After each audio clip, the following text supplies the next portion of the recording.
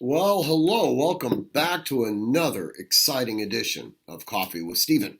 So, this week's blog is entitled Parody, Perhaps, Perhaps Not. Every so often, I like to write parody based blogs. Typically, they're in the form of news reports that are clearly fictionalized.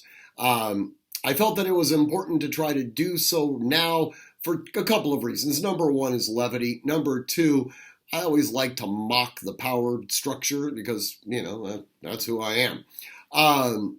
So this week's blog, it was really sort of based around a number of news outlets that were coming out saying, President-elect Biden is going to be holding a press conference announcing executive action on gun controls on day one.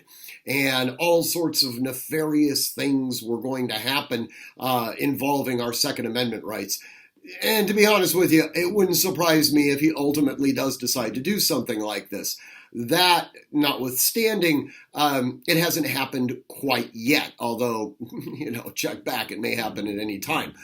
Instead, I kind of wanted to poke a little bit of fun at President-elect Joe Biden and his unique capability for going off script into some odd potential locations. So in this particular news article, he does in fact have a press conference where he is told his handlers that he is going to be announcing restrictions on the Second Amendment, but he completely screws it all up and instead starts railing against the First Amendment to the Constitution, explaining how he needs to restrict all of our freedoms that are associated with the First Amendment.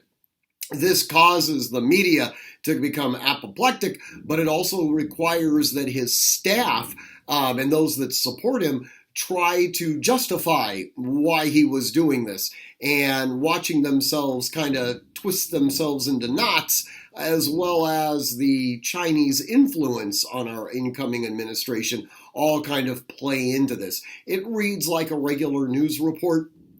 And every time I do this, I get an email from somebody saying, I can't believe this is true. It's not true. It's parody, okay? But that all being said, I hope you guys enjoy it. I hope you get a chuckle out of it. It's somewhat gallows humor because, quite candidly, it's entirely possible that something like this might happen relatively soon.